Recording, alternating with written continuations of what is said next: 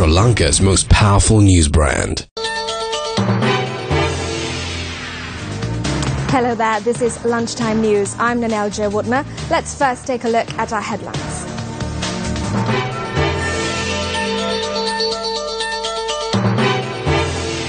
Wind speeds in the northern and eastern seas to increase. Fishermen instructed not to set out to sea. Small irrigation tanks in the dry zone at risk due to heavy rains. Minister P. Harrison comments on cabinet approval to release rice to produce liquor.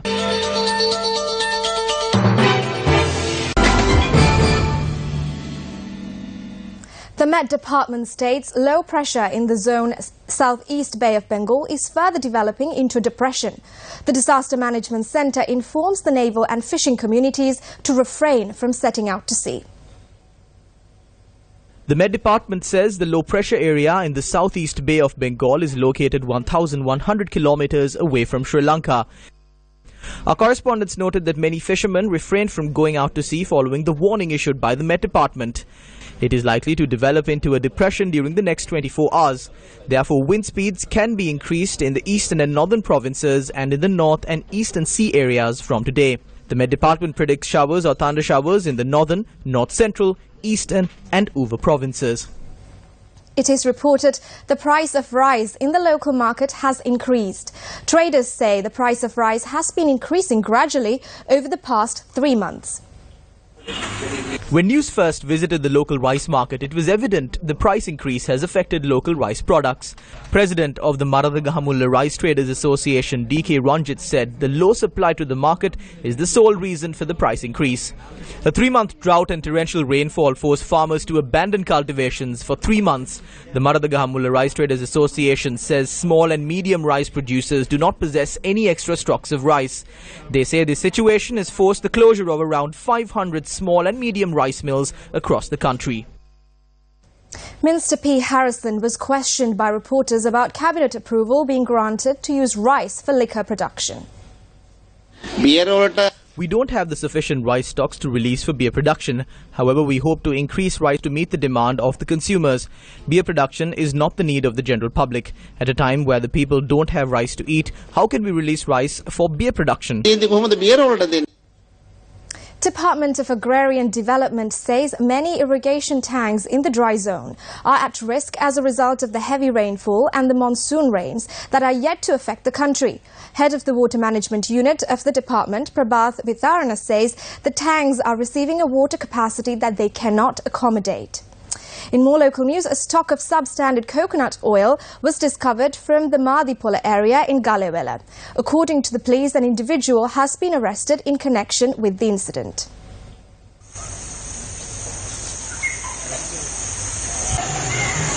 The raid was carried out following a tip-off by the police STF of Dambulla. The raid that was carried out with the aid of a sleuth resulted in the discovery of 20,000 litres of palm and coconut oil.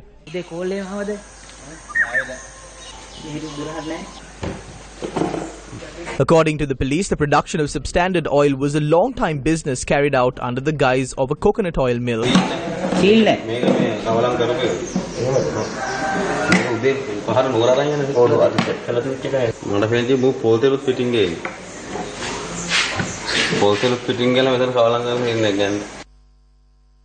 Samples of oil collected by public health inspectors have been handed over to the Government Analysts Department for further investigations. The suspect, who has been arrested in connection to the incident, is also a suspect alleged to be engaged in illegal treasure hunting. The suspect is placed in remand custody until the 12th of this month by the Dambulla Magistrates Court. The supply of electricity to many areas which were disrupted following the inclement weather in the past week is yet to be completely restored. Our correspondent reports the areas of Nabada, Dodangoda, Kajuduwa, Kahatuduwa and surrounding areas continue to experience many difficulties as the electricity supply has not yet been restored. The Ministry of Power and Renewable Energy says around 50,000 consumers remain without electricity supply following the recent disaster situation. The ministry says its staff is working on restoring electricity supply and bring the situation back to normalcy. Leader of the JVP, Anurakumara Dissanayake, criticised so-called patriots at an event in Ambalanthota. They are astounding patriots. The patriot called Mahindananda has houses in England, Navala, Kensey Road, as well as outlets in the airport. The patriot called Rohitha Gunawardena has a case against him at the Bribery Commission. He is struggling to say how he amassed 400 million rupees in wealth. There was a case against Mahinda as well. When Rohitha Gunawardena was summoned to the Bribery Commission, he was beaten by a snake and taken to the hospital. Mahinda then removed Ranasinghe from the Bribery Commission. That is what was done to save Rohitha. Basil Rajapaksha has property and has failed to declare how we amass the wealth. Even if we are poor, we will make a memorial for our deceased parents with our own money. But they make memorials for their late parents from money they looted. There is a case for 98 million rupees against Gotabaya Rajapaksha for the memorial in Medamulla. The walls will have to be made with 5,000 rupee notes. Even the brinks were made with 5,000 rupee notes. When the FCID was conducting investigations, Gotabaya Rajapaksha sent a military officer saying the due will be paid. The FCID accepted that. There is a case against Veeravansa for 74 million rupees. That is one case dating from 2010 to 2015. His yearly income is 12 million rupees. His lawyer said that he is given 65,000 rupees as salary from Parliament. But we have the electricity bill, which is 100,000 rupees. They are rogues. Keep that in your mind. MP Chamal Rajapaksha, speaking to reporters in Suryawava, commented on the joint opposition.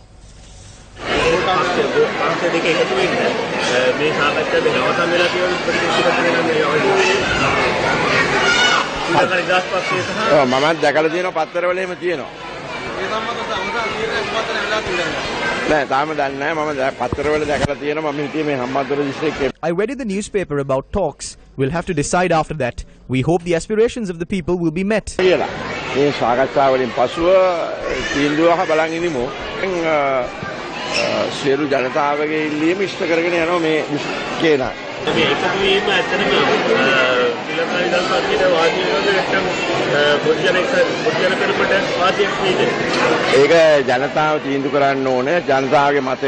The people must decide, and we must know the mandate of the people. What do the businessmen and public have to say at present? There is pressure. Are they to follow policies enforced by the UNP or the SLFP? And that's all the news for now. Thank you for joining us. Have a good day.